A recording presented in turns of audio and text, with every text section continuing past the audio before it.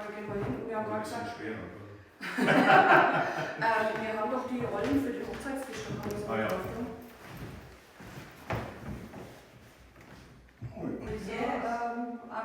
Achso, das sind die Sachen. Nein, die sind leer, aber in der unteren, wir vermissen zwei Sachen. Ja. And all the women performing the music are Jewish as well. Really? So, yes. Oh, that's a lovely idea. Yes, Thank you, and they do that. That's a beautiful idea. Yes. So when will they play? During the opening. Right. So we always have a speech or a lecture, and in between they will do 2 or 3 songs. Very nice.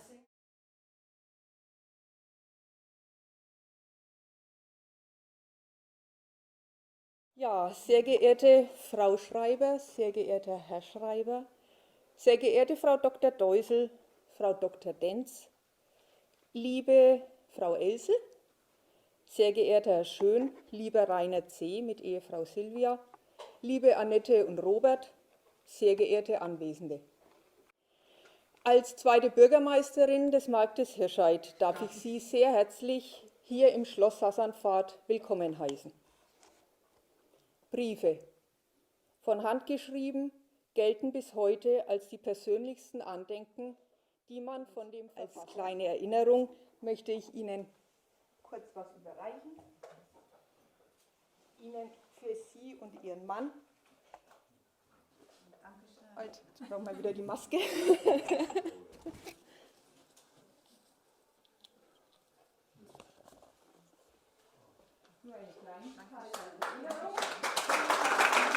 To join us a short guided tour through the exhibition, and we're also very pleased that so many of you are watching. We didn't expect that, and it's really an honor for us to have you all here. So David is smiling at me, and so I can see your reflections. So Ruth, let's start.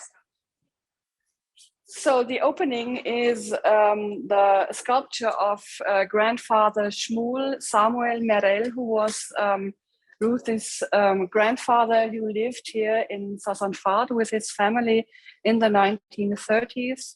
And he just gets us into the exhibition. He invites us, and he is the symbol for the praying Jewish man in his normal, regular life. So this is really an impressive sculpture at the beginning, because you're in the middle of the scene, of the story. So Ruth, whatever you want lovely. to. No, you're doing great. No. Yes, this is the text explaining the way we did the concept of the exhibition, and the thanks to all the people who work for us and the people who gave us money and who are the partners. Okay. First room. Yes, in the first room we have as we all think, the most impressive artwork from Ruth, the masks with the texts from the letters of her grandparents on it. Normally there are 200 of these masks, but on this wall there are only fitted 72. But at least it gives a really impression of this artwork. And in my opinion, that's an interesting difference between the texts on the masks, the letters between this couple, and the thick black paper that seems to make the communication impossible. So it's communication and not communication at once. Above, Ruth did many years ago, and it's called Yitzkov. Yitzkov, sorry.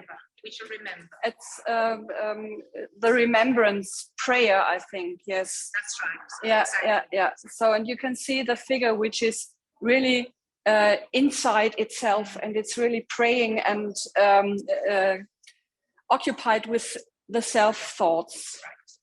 And then below that, you've got tribute to my grandparents. Yes, the below sculptures is called Tribute to My Grandparents. You can see the grandfather and the grandmother. This is the first text for the exhibition about the Merel family, and it's about the contact Rainer C. did with the family after a long time and with a way of remembering in Germany.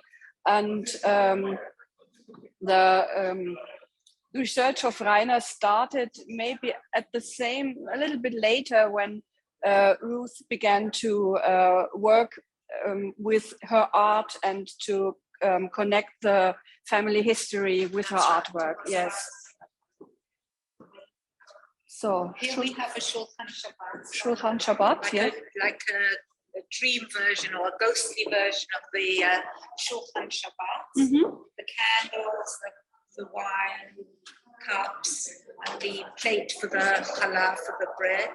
And in the same place, we've got the thumbs down sculpture for the sign that my grandfather met on the railway platform in Auschwitz for those who were not going to be allowed to live, who were going to go straight to the gas chambers. Yes, yes. Okay. We have another board over here. Yes, the wall on this side with the text is about the Merel family staying in Sassanfahrt. You can see the family members, Samuel and Nathan, and the other children outside the house in Sassanfahrt, living as a normal family in this small Franconian village. And they joined the Jewish community in neighborhood Hirscheid. And David just opens the window to show you the way down to Hirscheid, where the synagogue was, and the mikvah, and the Jewish school. And on one picture on this board, sorry, you can see the only photograph we have of the synagogue. It's about the 1920s time. On the right side, you can see it. Today on this place is a monument to remember the Jewish community of Hirscheid. Then here is a sculpture which I called Esther Suitcase Pack It Up. Just some porcelain clothes in a case, not so different from what the children took with them on the Kindertransport. And that leads us to the Kindertransport girls. So I really like these two girl sculptures because they have in common what's all the significance of this exhibition. The two remaining girls and the letters, and there you can see how small Jenny and Sophie were when she had to stay all alone without their mother in France. That's right. Yeah. So the next, you will move into the next room, yes. Next room. And on this board, you can see the first part of the family history in time of Nazi time. And this board tells the story how the three eldest children were sent to England.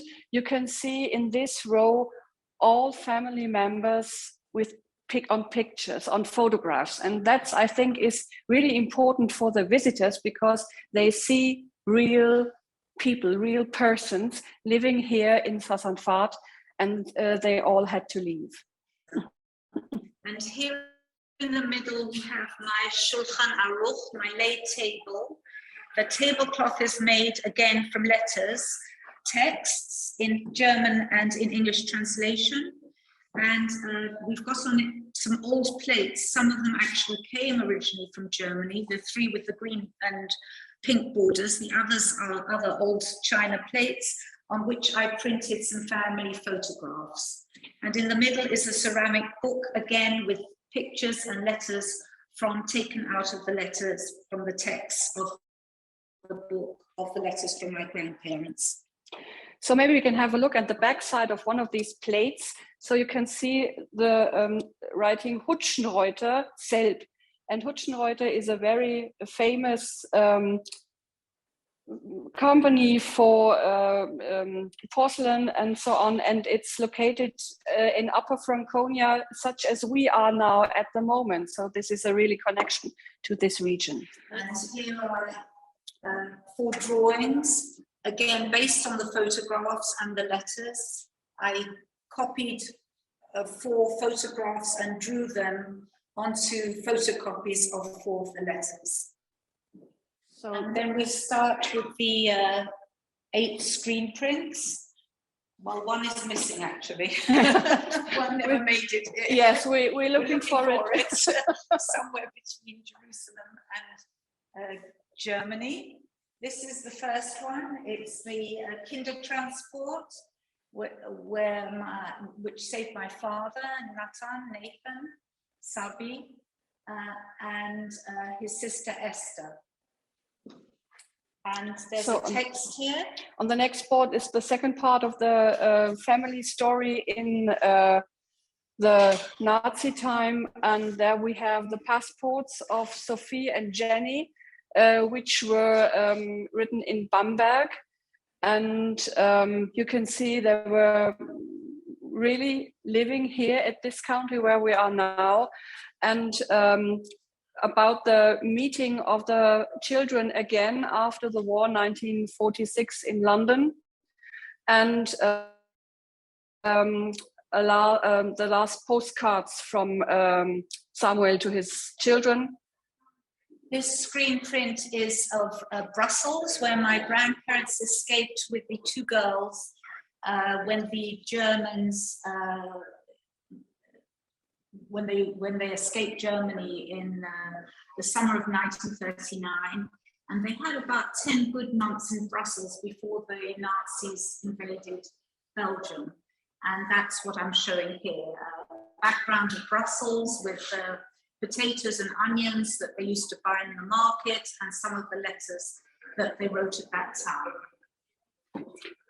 So on this board, the text is about sharing the memory between the German and the Jewish people, and how we all together had this meeting in 2017, sorry.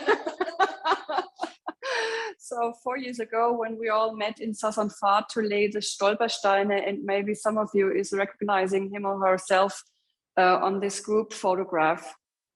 And it's also about keeping up the memory for all people with this project of Stolpersteine, and with research in archives or whatever. There's a lot of researching at the moment in Germany. This is the silk screen print about the postman, because my grandparents wrote a lot how they wanted to get post from the children. Then there's one with the parcel. They asked their children in England to send them some clothes and some towels, because they had packed away their warm clothes and sent them to England, and the winter came and they didn't have very much at all. And then we've got the picture of Riefsalz, where Safta Mina perished. She wasn't very well and she didn't get good treatment, as you can imagine. And then from then on, Sophie and Jenny were on their own, and they were rescued actually in secret by the OZE, the French underground organization, which smuggled them out of Riefsalz and looked after them for another couple of years before sending them to Switzerland. Then we have this of Auschwitz, and I found my grandfather's name in the Auschwitz diaries on the list. Here you see Merel Samuel, and I put it there in the middle, and this is a print made of the last 3 postcards that Samuel wrote. And if you notice, we've got the 2 of them are both written on the 20th of August 1942. He wrote the same thing twice because not all the posts got through, and he wanted to be sure that his children would hear from him. And here we have his last postcard from the 24th of August 1942. Isn't that the one that Rebecca quoted from? Yes, that's the one Rebecca quoted from. And I believe that he was murdered on arrival in Auschwitz on the 28th of August 1942, that he was in the list there. And then the last screen print is of Jenny and Sophie, who crossed with another group of about 20 children from France into Switzerland across a barbed wire fence. And they were looked after in Switzerland for about 2 years until the end of the war. And some months later, they were reunited with their other siblings in London.